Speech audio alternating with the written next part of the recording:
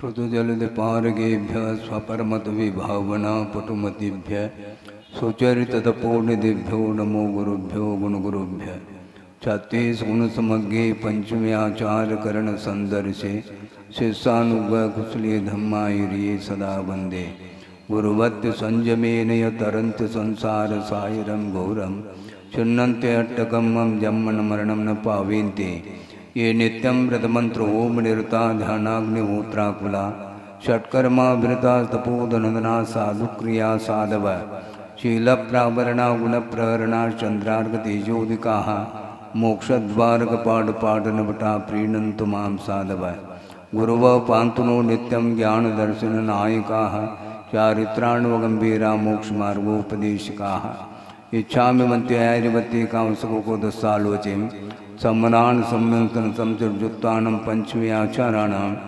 आयुर्यानम् आयुरादिनानुपदेशानुम् उवज्झायानं तिरयनुगुणपालयानं सौसाणुं सैनिचकलमंचे में पूजे में वंदामि नमंसामि दुःखको गमको भोइलाओ सुगयगमनं समाय मरणं जनगुण संपत्ति होदमध्यम मोक्ष मार्गस्य नेतारं भेतारं कर्म भूभृतां ज्ञातारं विश्वतत्त्वानां वंदे तद्गुणलब्धये।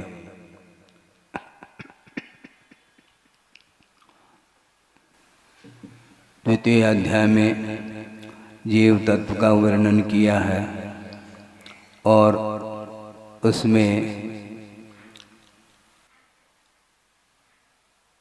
अधोलोक में रहने वाले जो नारकी हैं उनका कहाँ कहाँ पर निवास किस रूप में होता है, इसको प्रारंभ करने के लिए तृतीय अध्याय में अधोलोक का और मध्यलोक का वर्णन किया जा रहा है। प्रथम सूत्र है रत्न शर्करा बालुका पंक धूम तमो महातमः प्रभा भूमियो घनाम्बुवाता काश प्रतिष्ठा सप्ताधोदः।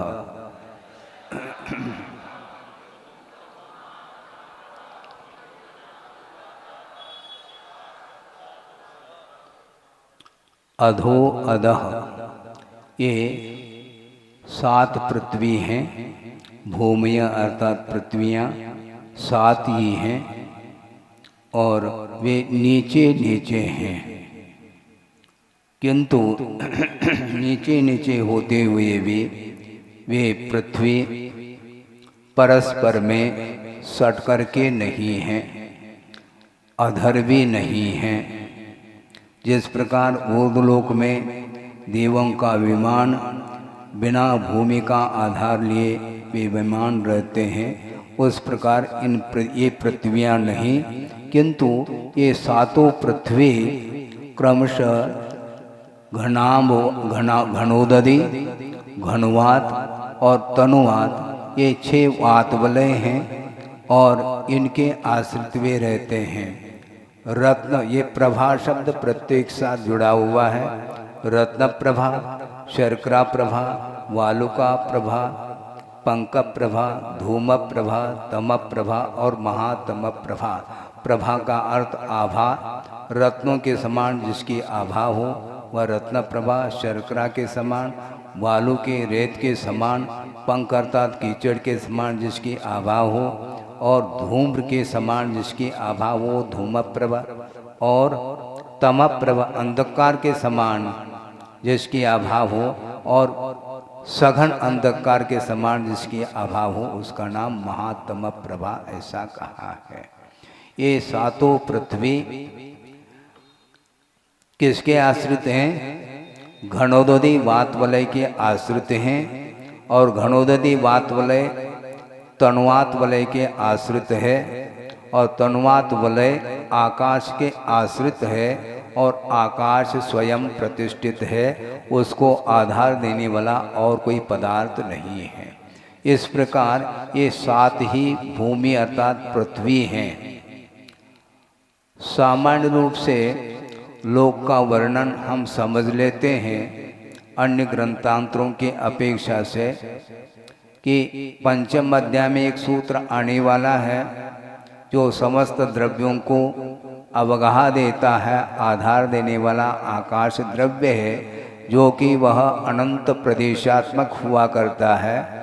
उस अनंत प्रदेशात्मक आकाश के बीचों बीच में ये 343 गणराज्यों प्रमाण ये लोक खड़ा है।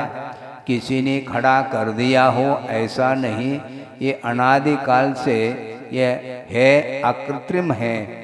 ये किसी के द्वारा निर्मित नहीं है, न किसी के द्वारा इसकी रक्षा की जा सकती है और न किसी के द्वारा इसका विनाश संभव है।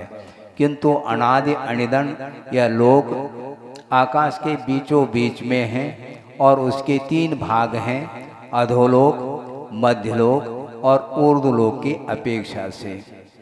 पूर्व और पश्चिम दिशा की अपेक्षा से मूल में 7 राजो प्रमाण इसका विस्तार है और मूल भाग से घटता घटता घटता 7 राजों की ऊंचाई पर एक राजो विस्तार को लेकर के मध्यलोक है। उसके बाद क्रमशः बढ़ता बढ़ता 10.5 राजो नीचे से लेकर के 10.5 राजो ऊपर जाने के उपरांत उसका पूर्व पश्चिम का विस्तार 5 राजो प्रमाण हो जाता है और क्रमशः पुनः कहाँ तक जाना, नीचे से 14 राजो ऊपर जाने के बाद पूर्व पश्चिम में उसका विस्तार 1 राजो प्रमाण हो जाता है। इस प्रकार पूर्व और पश्चिम के अपेक्षा से विस्तार का वर्णन किया है, किंतु उत्तर और दक्षिण के अपेक्षा से सर्वत्र 7 राजो मोटाई को लेकर के वह लोक खड़ा है और पूर्व और पश्चिम के अपेक्षा से आकृति बनती है। दक्षिण और उत्तर के अपेक्षा से कोई भी आकृति नहीं बनती। आपने चित्र में देखा होगा, एक खड़ा व्यक्ति है, दोनों हाथ कमर पर हैं और दोनों पैर को फैला करके वह खड़ा है। जिस प्रकार उस व्यक्ति की आकृति बनती है उसी प्रकार 3 लोक का आकार यहाँ पर देखने में आता है। इस प्रकार ये 3 लोक का विस्तार पूर्व पश्चिम के अपेक्षा से और उत्तर दक्षिण के अपेक्षा से किया है। अधोलोक कहाँ से प्रारंभ करें, ऊर्ध्वलोक कहाँ से प्रारंभ करें? तो अधोलोक और ऊर्ध्वलोक को समझाने के लिए अथवा समझने के लिए उसके बीच में 1,40,000 योजन प्रमाण ऊंचाई को लेकर के मेरू पर्वत खड़ा हुआ है और उस मेरू पर्वत का जो जड़ है वह 1,000 योजन ऊंचाई को लेकर के वह उसका जड़ है और उसके बाद शेष 90 लाख योजन और चूली का 40 योजन, इस प्रकार 1,40,000 योजन प्रमाण ऊंचाई को लेकर के सुमेरु पर्वत है। उसके ठीक नीचे से अधोलोक प्रारंभ होता है और ठीक उसकी चूलिका के ऊपर से ऊर्ध्वलोक प्रारंभ होता है। इस प्रकार ऊर्ध्वलोक, मध्यलोक और अधोलोक। अब सोचने की बात है, अधोलोक 7 राजो प्रमाण ऊंचाई को लेकर के है तो 7 राजो अवशिष्ट रह जाता है जिसमें कि मध्यलोक भी शामिल है। इसलिए ऊर्ध्वलोक की जो ऊंचाई है या वह 7 राजो प्रमाण नहीं किंतु 1,40,000 योजन कम 7 राजो प्रमाण ऊर्ध्वलोक की ऊंचाई है और 7 राजो प्रमाण अधोलोक की ऊंचाई है। इस प्रकार इसका विस्तार बन जाता है। अब नीचे 7 राजो प्रमाण जो अधोलोक है उस अधोलोक में ही ये 7 पृथ्वी हैं। उन पृथ्वियों के विस्तार के बारे में भी इन्होंने बताया है। वह किस प्रकार है? पहली पृथ्वी 1,80,000 योजन मोटाई को लेकर के है, दूसरी 32,000 योजन मोटाई को लेकर के, तीसरी 28,000 योजन चौथी पृथ्वी 24,000 योजन मोटाई को लेकर के, पांचवी 20,000 योजन मोटाई को लेकर के, छठी पृथ्वी 16,000 योजन मोटाई को लेकर के और सप्तम पृथ्वी 8,000 योजन मोटाई को लेकर के है। ये इस प्रकार इनके मोटाई के अपेक्षा से चर्चा की है। किंतु ये ध्यान रखें, ये सातों पृथ्वी सट करके नहीं, किंतु प्रत्येक पृथ्वी के एक दूसरे पृथ्वी के बीच में असंख्यात योजन प्रमाण अंतराल देखने को मिलता है, जो कि वहाँ पर एकमात्र आकाश ही रह जाता है। एक साथ सट करके सातों पृथ्वी हैं ऐसा नहीं, एक पृथ्वी से दूसरी पृथ्वी के बीच में असंख्यात योजन का अंतराल पाया जाता है। और इसमें इस प्रकार ये प्रत्येक पृथ्वी का आधार क्या बनता है? घनोदरी वातवलय बनता है, और घनोदरी वातवलय का आधार तनुवात वलय बनता है, और तनुवात वलय का आधार आकाश है, ऐसा इसका अर्थ है। और आकाश के लिए आधार देने के लिए और कोई भी दूसरे पदार्थ की आवश्यकता नहीं पड़ती। इस प्रकार यह विषय हो गया जिसमें 7 पृथ्वी हैं। अब उन पृथ्वियों में सर्वत्र नारकी पाए जाते हैं क्या? नहीं। कहाँ पर नारकी पाए जाते हैं, उनके बिलों की संख्या के विषय में आगे का सूत्र आ रहा है। तासु त्रिंशत् पंचविंशति पंचदश दशत्री पंचोनैक नरक शतसहस्राणि पंचचैव यथाक्रमम्।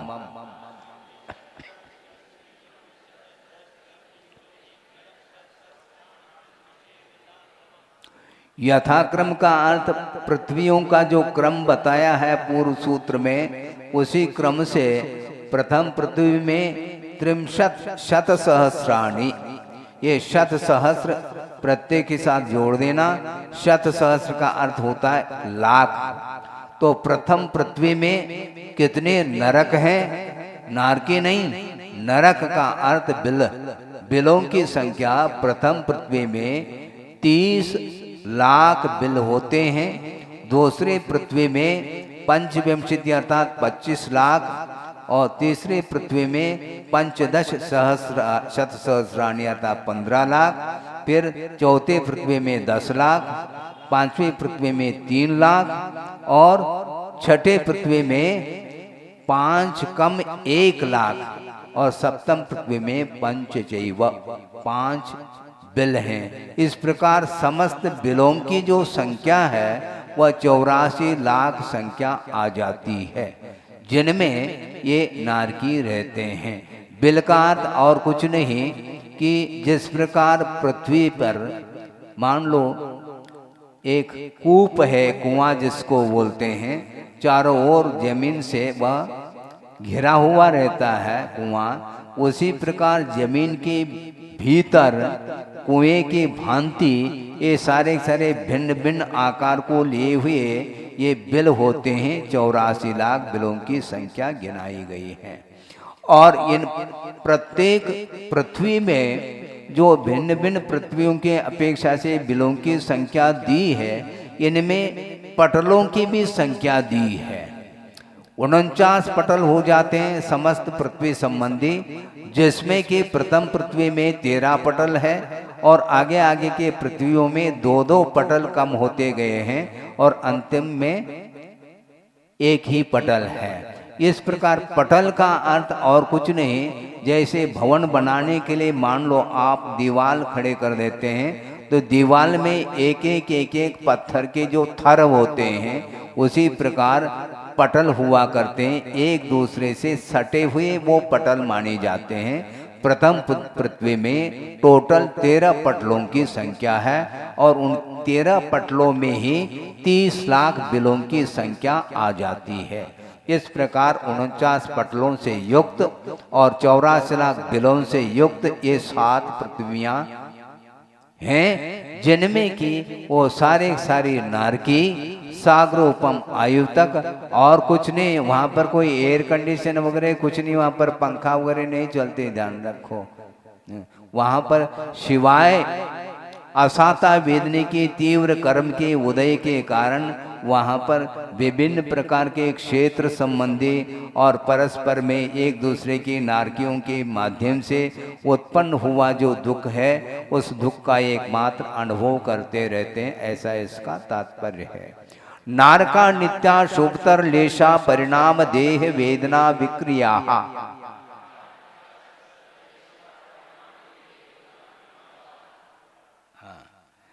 ये नारकी कैसे हैं? हमेशा अशुभतर लेशा वाले हैं।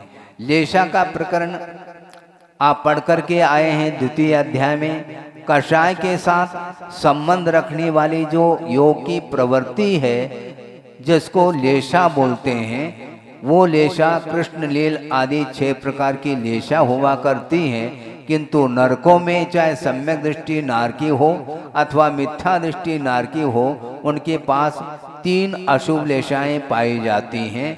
वे अशुभतर मानी गई हैं। अशुभतर का अर्थ यह है कि तिर्यंच गति में जो लेशाएं अशुभतर होती हैं, उसकी अपेक्षा से तुलना करके नारकियों की लेशा तिर्यंच जीवों की जो लेशा है उससे भी वह अशुभतर होती चली गई है, ऐसा इसका भावार्थ है। अशुभतर लेशा, अशुभतर परिणाम।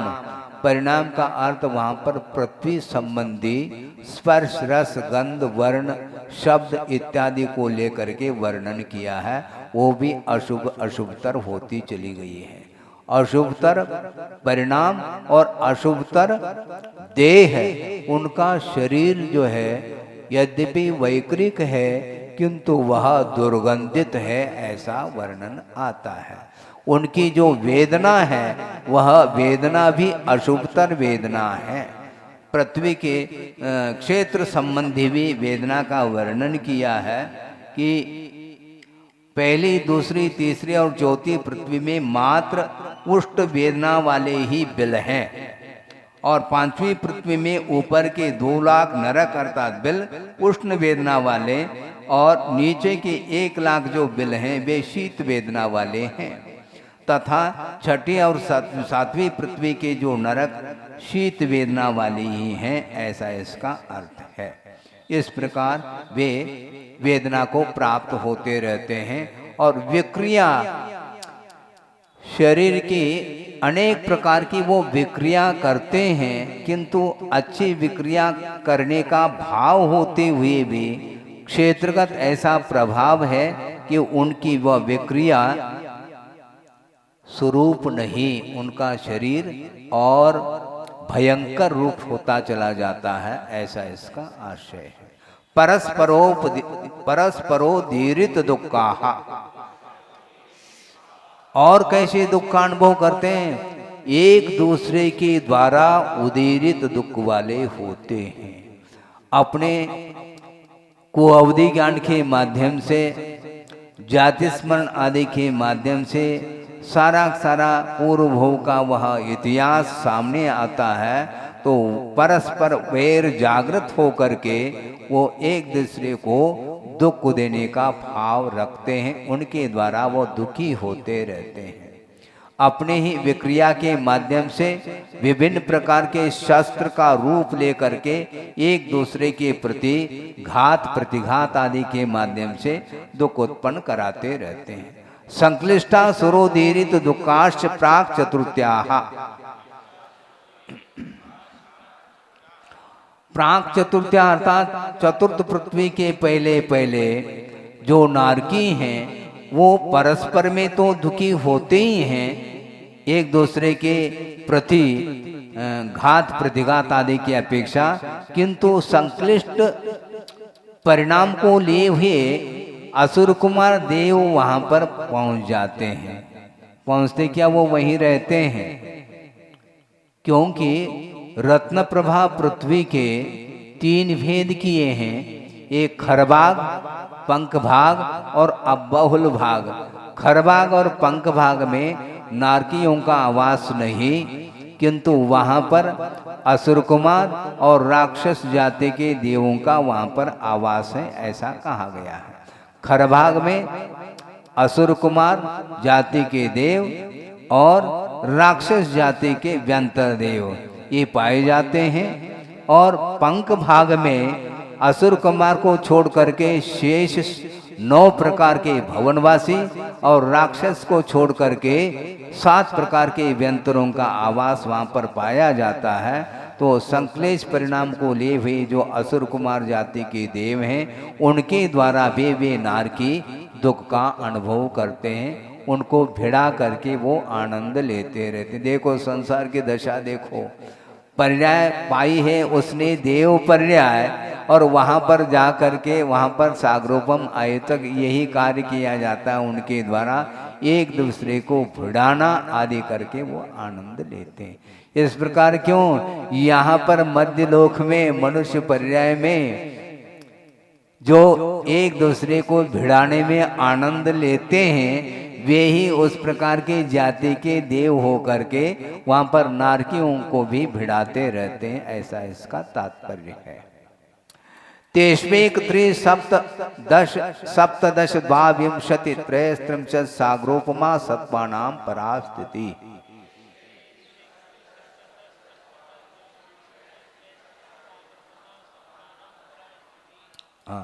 तेषु अर्थात उन पृथ्वियों में कौन सत्वानाम नारकियों की परास्थिति अर्थात उत्कृष्ट आयु कितनी है, तो एक सागरोपम प्रथम पृथ्वी में उत्कृष्ट आयु है नारकियों की, दूसरे पृथ्वी में 3 सागरोपम, तीसरे पृथ्वी में 7 सागरोपम, चौथे पृथ्वी में 10 सागरोपम, 5वें पृथ्वी में सप्तदश अर्थात 17 सागरोपम, और छठे पृथ्वी में 22 सागरोपम, और अंतिम पृथ्वी सप्तम पृथ्वी जिसमें कि 33 सागर की उत्कृष्ट आयु है, और वहां पर अकाल मरण नहीं होता। मरना वो चाहते हैं नारकी, किंतु तिल तिल करे देह के खंड, इस प्रकार खंड खंड करने के उपरांत भी उनका वह शरीर पुनः पारे की भांति परस्पर में उसकी संयोजना हो जाती है, वो सारे सारे परमाणु बिखर तो जाते हैं किंतु उनका पुनः एकीकरण हो जाता है, उसके माध्यम से वह ज्यों के त्यों वह शरीर बना रहता, अकाल मरण नहीं हो।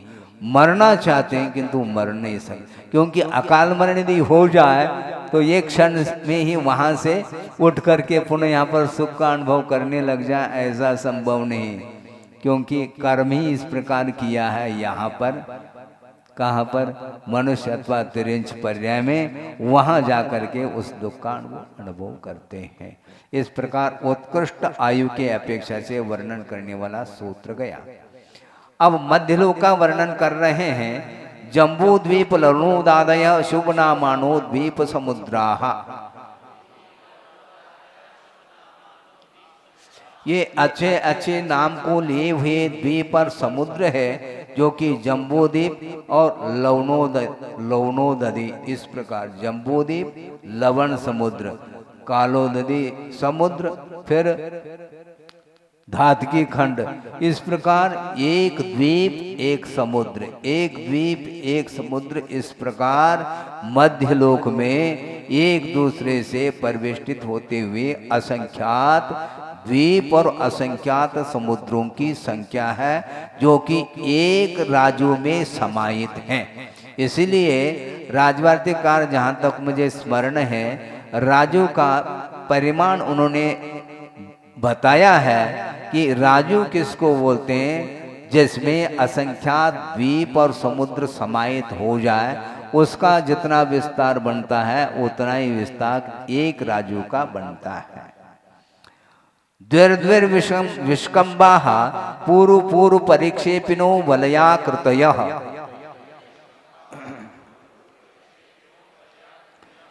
ये दुगुने दुगुने विस्तार को लिए हुए हैं, और पूर्व पूर्व के द्वीप और समुद्र आगे आगे के द्वीप और समुद्र से घिरे हुए हैं, परिवेष्टित होते हुए, और कौन से आकार वाले हैं, वलयाकृतयः, वलय के आकार वाले। वलय का समझने के लिए कंगन होता है, हाथ में पहनते हैं, वो वलयाकार माना जाता है। इसी प्रकार द्वीप और समुद्र दुगुने दुगुने विस्तार को लिए हुए वलयाकृत में अवस्थित हैं। तन्मध्ये मेरु नाभिर्वृत्तो योजन शत सहस्र विष्कंभो जम्बू द्वीपः।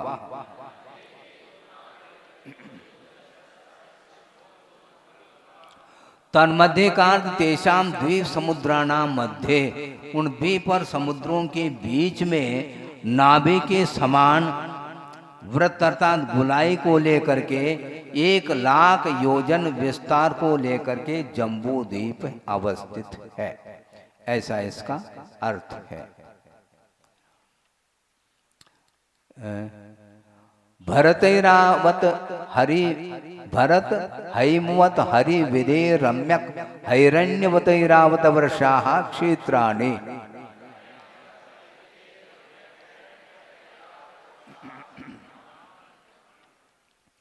एक लाख योजन विस्तार को लेकर के जो जम्बूद्वीप है उसमें 7 क्षेत्र होते हैं जिनका नामोल्लेख इस सूत्र में किया है। भरत, हैमवत, हरि, विदेह, रम्यक, हैरण्यवत और ऐरावत। वर्षा अर्थात क्षेत्र, इनको वर्ष भी बोलते हैं, जैसे भारत वर्ष बोलते हैं उसी प्रकार वर्ष का अर्थ और कुछ नहीं क्षेत्र। ये 7 क्षेत्र हैं। ये 1,00,000 योजन विस्तार को लेकर के जो जम्बूद्वीप हैं उनमें 7 क्षेत्रों का निर्माण हो जाता है। तद विभाजन पूर्वापरायता हिमवन महाहिमवन निषद नील रुक्म शिखरिणो वर्षधर पर्वताः।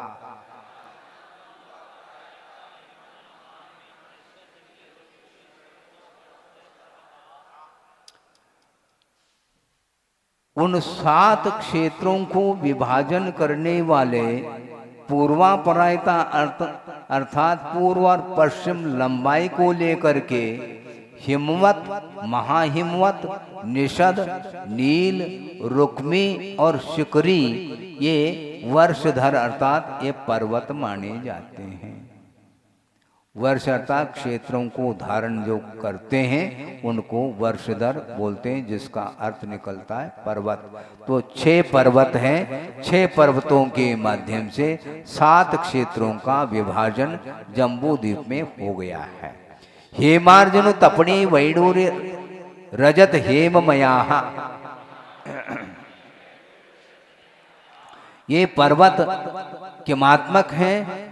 हेम अर्थात स्वर्ण के समान, अर्जुन अर्थात चांदी के समान, तपणी अर्थात तप्त स्वर्ण के समान और वैडूर्य अर्थात वैडूर्य मणि के समान, पुनः रजत अर्थात चांदी के समान और लास्ट में पुनः हेम अर्थात स्वर्ण के समान हैं। ये स्वर्णमय हैं का अर्थ क्या लेना, यहाँ पर सदृश अर्थ में मयट प्रत्यय होता है, इसलिए ये हेममय का अर्थ हेम के समान वर्ण को लिए हुए हैं, ऐसा इसका अर्थ टीकाकारों ने लिया है। किंतु गुरुदेव का भाव ये है कि अग्रिम जो सूत्र आ रहा है उसको ले करके ही उन्होंने ये चिंतन किया है कि सारे सारे जैसा नाम दिया है उसी रूप में है, क्योंकि ये दोनों पार्श्व भाग जिनके कैसे हैं, अनेक प्रकार के मणियों से, चित्र विचित्र मणियों से वो खचित हैं। यदि स्वर्णमय रजतमय आदि नहीं होते तो उनमें ये रत्न जो है शोभायमान नहीं हो सकते हैं। इस प्रकार आचार्य महाराज का एक स्वतंत्र चिंतन उन्होंने दिया था जो आपके सामने रखा है। मणि विचित्र पार्श्वा उपरि मूले च तुल्य विस्ताराः। ये जो पर्वत हैं 6 पर्वत, इन दोनों के पार्श्व भाग जो है विचित्र मणियों से खचित हैं। ऊपर और मूल में और च अर्थात मध्य में तुल्य विस्तार अर्थात समान विस्तार को लिए हुए हैं, ऐसा इसका अर्थ है। मूल में और ऊपर और बीच में समान विस्तार। इसका अर्थ ये नहीं लेना, गुरुदेव का ये कहना है ये दीवाल के समान नहीं, ऊपर नीचे और मूल में अपने बीच में समान विस्तार भले ही हो जाए, किंतु उसके बीच में अनेक प्रकार का आकार बन सकता है, ऐसा उनका कहना है। अब इसके बाद पद्म महापद्म तिगिंच केसरी महापुंडरी पुंडरीका हृदास तेषामुपरि।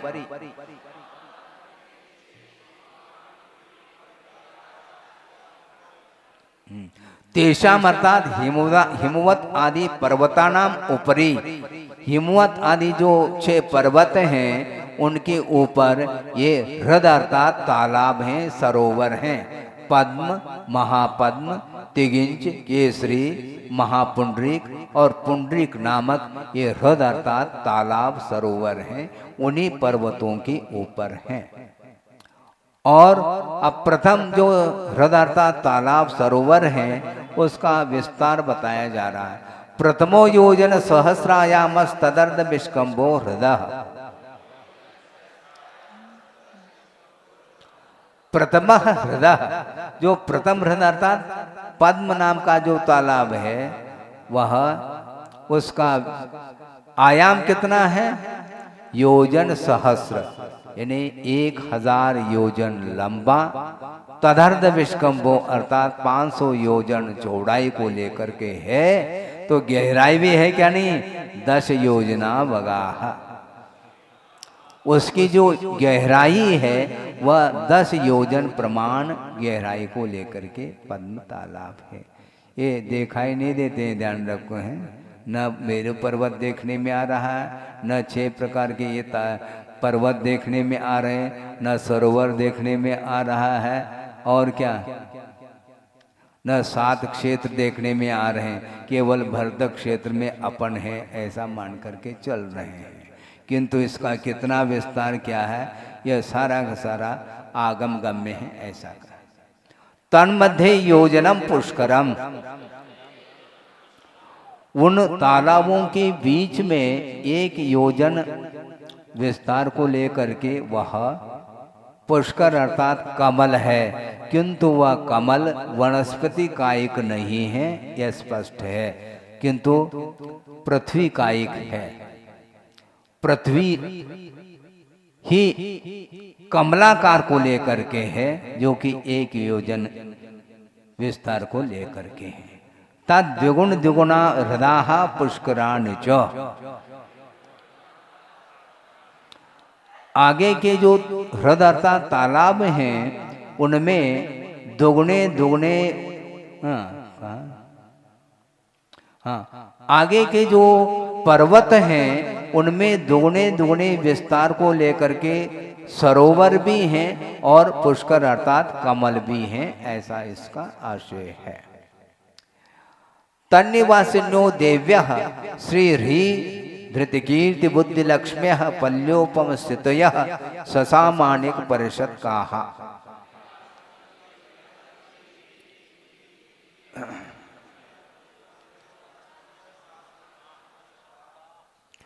तन्निवासिन्यों का अर्थ तेषु पुष्करेषु, उन कमलों में निवास करने वाली ये देवियां हैं, जो कि पृथ्वी काय से निर्मित जो कमल हैं उन कमलों में ये देवियां निवास करती हैं, जो कि उनके नामोल्ले के श्री ह्री धृति कीर्ति बुद्धि और लक्ष्मी, ये कितने आयु हैं इनकी? पल्योपम स्थितयः, 1 पल्योपम आयु वाली हैं, किनके साथ रहती हैं? ससामानिक परिषद काहा, सामानिक और पारिषद जाति के जो देव हैं उनके साथ इनका निवास है, ऐसा इसका आशय है।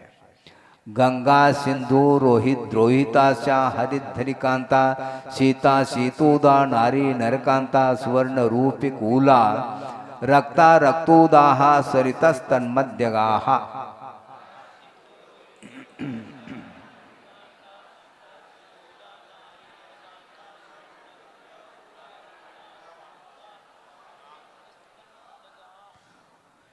ये जो हिमवन आदि जो पर्वत 6 पर्वत हैं उनमें स्थित जो सरोवर हैं, उन सरोवरों से ये नदियां निकली हैं, तो सरोवर कितने विस्तार को लेकर के होंगे आप अनुमान लगाओ, देख तो सकते नहीं अपन।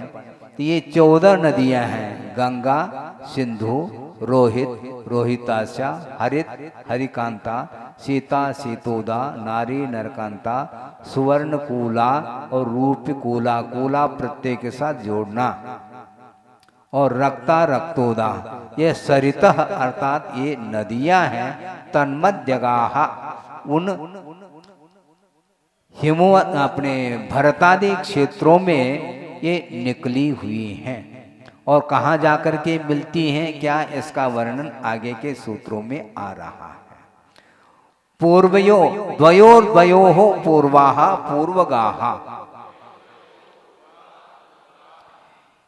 ये एक एक युगल हैं, उनमें से पूर्व पूर्व के ये 14 युगल हो गए। तो उनमें एक एक युगलों में, एक युगल में 2 नदी हैं, तो उनमें पूर्व पूर्व की जो नदियां हैं वे पूर्व समुद्र की ओर जा रही हैं, और शेषा स्तपरगाः, आगे आगे की जो नदियां हैं वे पश्चिम समुद्र की ओर जाकर के मिल रही हैं। गच्छन्ति इति गाः, चली जाती हैं।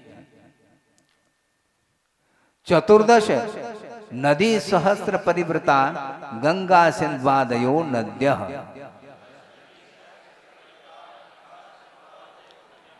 ये जो नदियां हैं 14 नदी गिनाई हैं, इनके ये 14,000 परिवार नदियों से ये घिरी हुई हैं, ऐसा इसका अर्थ है। और ये सारे सारे और 14,000 से फिर 28,000, फिर 56,000, फिर 56,000, 128,000, फिर 56,000, फिर 28,000, फिर 14,000, इस प्रकार ये इनका विस्तार बहुत लंबा चौड़ा है। त्रिलोक सार, त्रिलोक पंडित आदि के माध्यम से, लोक विभाग आदि के माध्यम से इसका वर्णन ज्ञात कर सकते हैं। भरतः षड्विंशति पंच योजन शत विस्तारः षट्चैकोनविंशति भागा योजनस्य।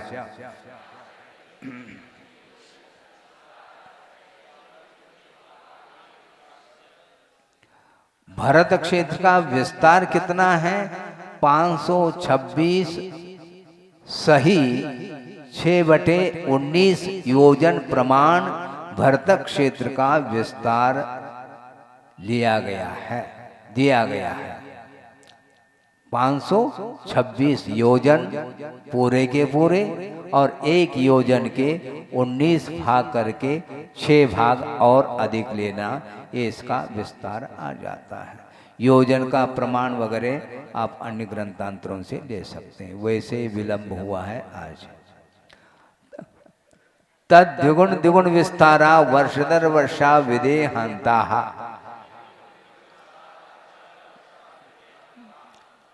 विदेह तक ये वर्षधर वर्षा यानी दुगने दुगने विस्तार को लिए हुए हैं। वर्षधर अर्थात पर्वत और क्षेत्र, पर्वत और क्षेत्र, इनका विस्तार दुगुना दुगुना होता गया, किंतु विदेह तक ही दुगुना लेना, उसके बाद पुनः घटता चालू हो जाए, घटता घटता उत्तरा दक्षिण तुल्याहा। विदेह क्षेत्र के पश्चात उत्तरवर्ती जो क्षेत्र और पर्वत आदिक हैं वे ऐरावत आदिक, वे नील पर्वत के अंत तक ले जाना, जो कि भरतादि क्षेत्रों के द्वारा क्षेत्रों के साथ समानता को लिए हुए हैं, ऐसा इसका अर्थ है। भरतैरावतयोर वृद्धिरासो षट समयाभ्या मुत्सर्पिण्य वसर्पिणीभ्याम।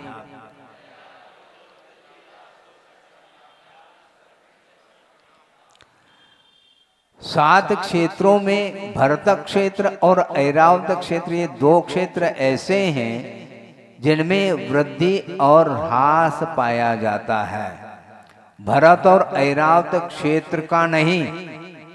यहाँ पर षष्ठी का द्विवचन नहीं लेना, क्योंकि षष्ठी के द्विवचन में भी यही पद आता है, भरत ऐरावतयो हो, और सप्तमी के द्विवचन में भी भरत ऐरावतयो ऐसा यह पद आता है। तो यहाँ पर षष्टंत न लेकर के सप्तंत पद लिया है सप्तमी के द्विवचन को लेकर के, क्योंकि भरत और ऐरावत क्षेत्र के नहीं, भरत और ऐरावत क्षेत्र में रहने वाले जो मनुष्यादिक हैं उनमें वृद्धि और ह्रास हो जाता है, जो कि षट काल के माध्यम से। 6 काल उत्सर्पिणी और अवसर्पिणी के अपेक्षा से प्रत्येक के 6 काल हैं।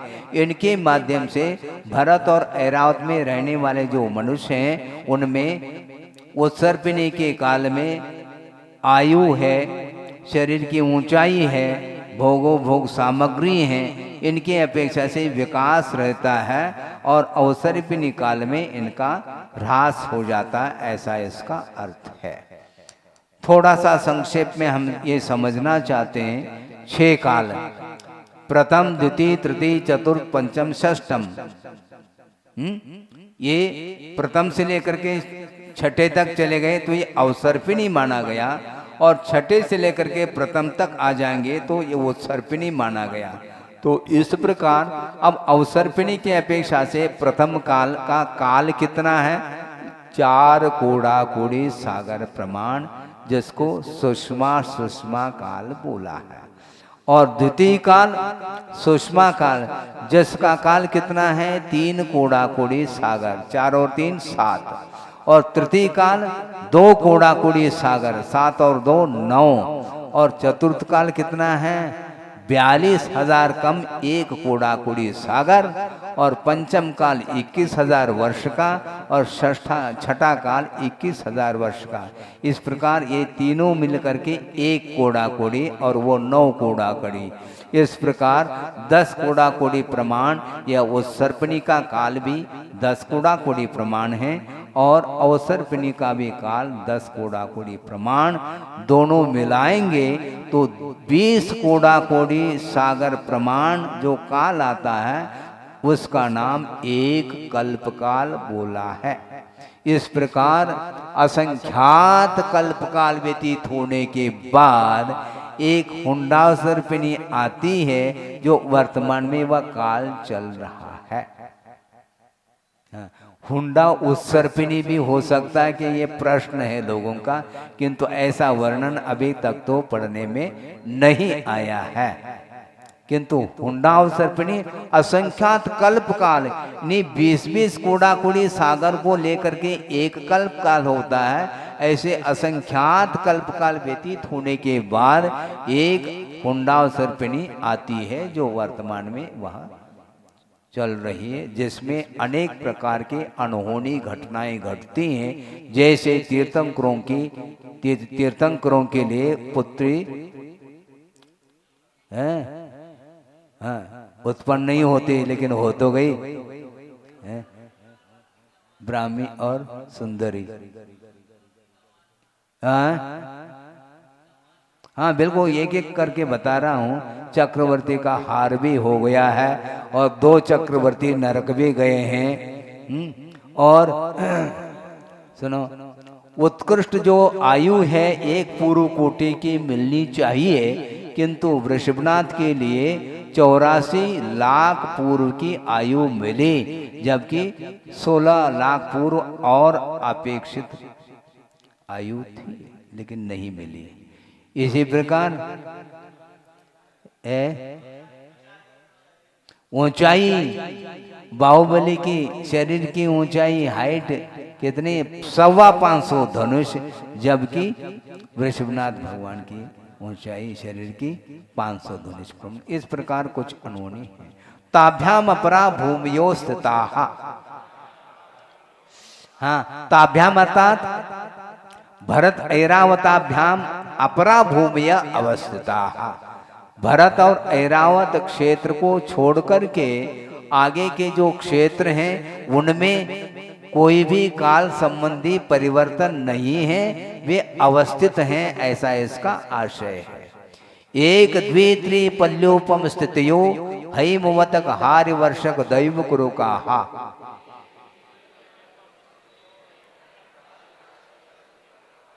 हाँ,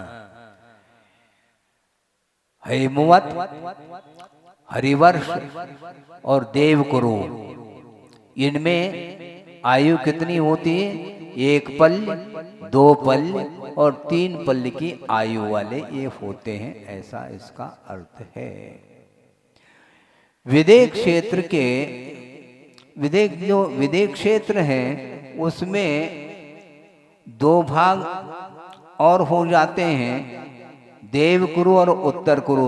इन्हें सारा सारा वह विदेह क्षेत्र का जो विस्तार है वह सारा सारा कर्म भूमि के अंतर्गत नहीं आता, किंतु देव कुरु और उत्तर कुरु का क्षेत्र छोड़ करके अवशिष्ट जो विदेह क्षेत्र का स्थान है वह सारा सारा कर्म भूमि के अंतर्गत आता है। इसलिए यहाँ पर देव कुरु और उत्तर कुरु को पृथक रूप से वर्णन किया है। एक पल्य, दो पल्य और तीन पल्य। एक पल्य जगन्य भूभूमि, दो पल्य मध्यम भूभूमि और उत्तम भूभूमि में तीन पल्य की आयु होती है। तथोत्तराः, इसके आगे भी इसी प्रकार मतलब कैसा लेना? जो हिरण्यवत क्षेत्र वाले जो जीव हैं वहां पर रहने वाले वह हेमवतक के समान हैं, यानी एक पल्य की आयु वाले। और रम्यक क्षेत्र में रहने वाले जो मनुष्यादिक हैं वे हार्यवर्ष कई तुल्या, हरिवर्ष क्षेत्र में रहने वाले जीवों के समान उनकी आयु है, यानी दो पल्य की। और देव कुरु के समान उत्तर कुरु में रहने वाले मनुष्यों की आयु तीन पल्य की, ऐसा ले लेना चाहिए। विदेहेशो संख्ये कालाहा। अब आ गए देखो उत्तर कुरु और देव कुरु का वर्णन करने के बाद अब विदेह क्षेत्र जो अवशिष्ट है जो कर्म भूमि के रूप में उनमें रहने वाले मनुष्यादिक हैं उनकी आयु कितनी है? संख्ये कालाहा, संख्यात वर्ष वाले हैं, ऐसा इसका अर्थ है। संख्यात वर्ष का अर्थ कितना लेना? एक पूर्व कोटि वर्ष आयु वाले वो होते हैं।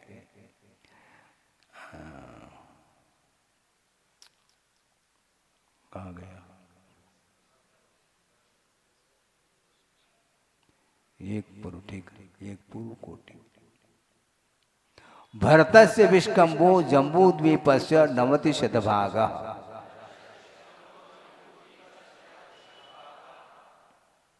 देखो एक पूर्व कोटि का प्रमाण कितना है वो एक श्लोक के माध्यम से नीचे हिंदी में दिया है। 70 लाख करोड़ और 56,000 करोड़ प्रमाण का एक पूर्व होता है। एक पूर्व होता है, ऐसे 1 करोड़ पूर्व की आयु उत्कृष्ट आयु होती है, किंतु ये संख्यात वर्ष वाले माने जाते हैं, असंख्यात वर्ष वाले नहीं माने जाते। असंख्यात वर्ष वाले भोग भूमि तिर्यंच और मनुष्य माने जाते। दूसरे तरह से भरतक क्षेत्र का विस्तार बताया। पहले क्या बताया था? 526 सही 6/19, किंतु प्रकारांतर से भरतक क्षेत्र का विस्तार बताया है। जम्बू द्वीप के 190 भाग कर लो, उसमें से एक भाग लेंगे, उसका जितना विस्तार बनता है उतना ही भरतक क्षेत्र का विस्तार बनता है। इस प्रकार दूसरे तरह से ये सूत्र दिया है। दीर्घात की खंडे। अब जम्बूद्वीप, जम्बूद्वीप का जो विस्तार कितना बताया था? 1 लाख योजन विस्तार। उससे ठीक धात की खंड का विस्तार दुगुना, अर्थात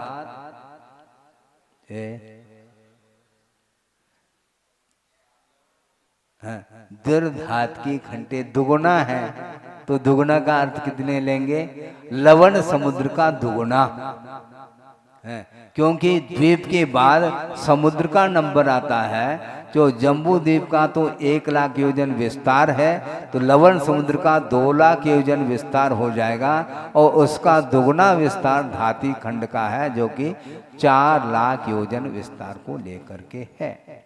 इसी प्रकार पुष्करार्धेश, पुष्करार्ध जो द्वीप है उसका भी 4,000 ही कितना दुर्धात के खंडे, हाँ यानी इसमें कितना हुआ था, 4 हुआ था क्या 8 हुआ था, हाँ 4 का फिर कालोदय आ जाएगा 8 और पुष्करार्ध में 16। इस प्रकार उससे ठीक दुगुना इसमें भी आ जाता है, ऐसा इसका अर्थ है।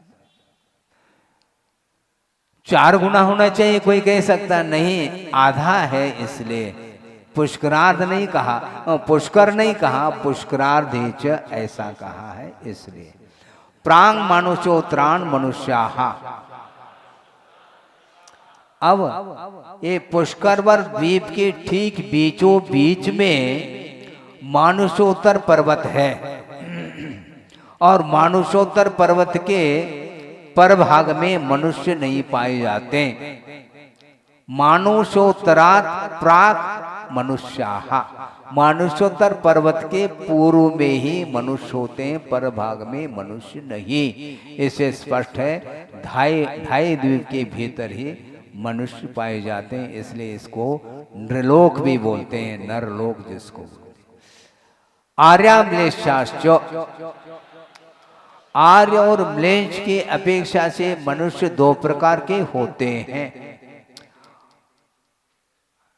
आर्य किसको बोलते हैं, गुणैर गुणवद्भिर वा आर्यन्ते इति आर्या, जो गुणों के द्वारा अथवा गुणवानों के साथ रहने से जो सम्मान के पात्र होते हैं, आदर के पात्र होते हैं, वे आर्य माने जाते हैं।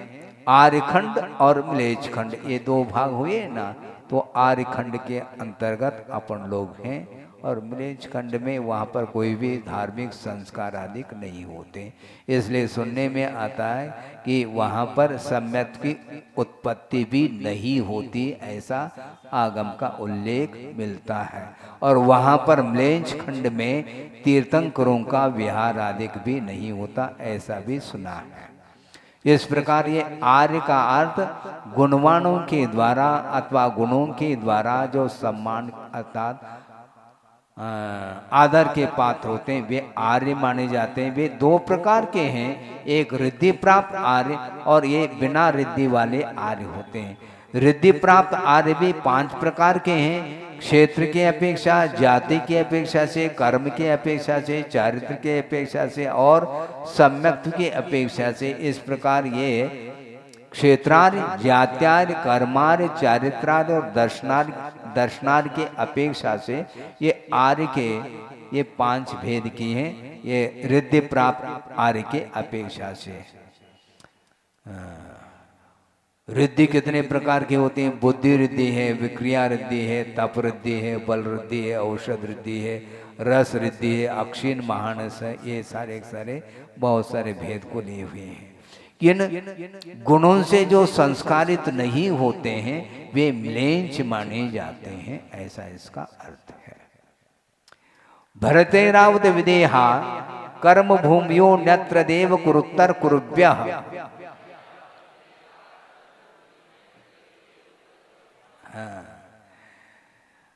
देव कुरु और उत्तर कुरु के अलावा शेष जो भरत, ऐरावत और विदेह ये 3 जो क्षेत्र हैं ये कर्म भूमि के अंतर्गत आते हैं। कर्म भूमियः, ये भोग भूमि नहीं, किंतु विदेह आ गया ना महाराज, किंतु देवगुरु और उत्तर कुरु को छोड़ करके कहा। देवकुरुत्तर कुरुभ्यः अन्यत्र, देवगुरु और उत्तर कुरु को छोड़ करके अन्यत्र जो भूमियां हैं वे कर्म भूमि हैं, भरत, ऐरावत और विदेह के अपेक्षा से। अब देखो क्षेत्र कुल कितने बनते हैं, 2.5 द्वीप के अंतर्गत 45 क्षेत्र बनते हैं। 45 क्षेत्र कैसे बनते हैं महाराज, पहला 35 बनाओ, जम्बू द्वीप में 5 भरत, जम्बू द्वीप में, हाँ जम्बू द्वीप में 1 भरत, धाती खंड में 2, पुष्करार्ध में 2, तो कितने हो गए? 5 हो गए। ये 5 हो गए, और ऐरावत भी 5, 10 हो जाएंगे। और विदेह कितने होंगे? वो भी 5 हो जाएंगे। तो 5 5 और ये 5, 15 हो गए। ये 15 कर्म भूमि हैं, और अन्य जो क्षेत्र हैं 30 वे भोग भूमि के अंतर्गत आते हैं। इस प्रकार 30 और ये 5 35 हो गए। हाँ 30 और ये 10, हाँ 15, ठीक ठीक है, 30 और 15 45 हो गए। मतलब कर्म भूमि 15, भोग भूमि 30, ये सारे सारे मिलकर के 45 क्षेत्र हैं। इसके बाद क्या आ रहा है? नृस्थिति परावरे त्रिपल्योपमांतर मुहूर्ते। अब मनुष्य की उत्कृष्ट स्थिति और जघन्य स्थिति कितनी है?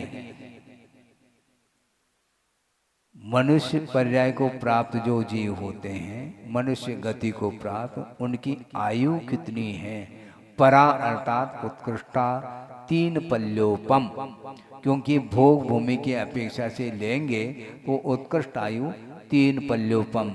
और जघन्य आयु कितनी है? अंतर मुहूर्त प्रमाण है। इसलिए पल्योपम त्रिपल्योपमांतर मुहूर्ते, त्रिपल्योपम और अंतर मुहूर्ते। तो अंतर मुहूर्ते ऐसा कैसा क्यों दिया? ये है इसलिए दिया, ये द्विवचनांत पद है, क्योंकि 3 पल्योपम और अंतर मुहूर्त ये दोनों मिलाएंगे तो अंतर मुहूर्तम अंतर मुहूर्ते, ये द्विवचनांत पद है।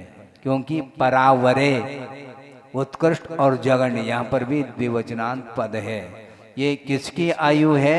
नृस्थिति अर्थात मनुष्यों की आयु है। इसी प्रकार तिर्यक योनिजानाम च, तिर्यक योनि वाले जो जीव हैं उनकी उत्कृष्ट आयु भी 3 पल्योपम और जघन्य आयु अंतर्मूर्त प्रमाण है। इस प्रकार तृतीय अध्याय में अधोलोक और मध्यलोक का वर्णन इन 39 सूत्रों के माध्यम से वर्णन पूर्ण हो गया। अब कल ऊर्ध्वलोक का क्रम आता है।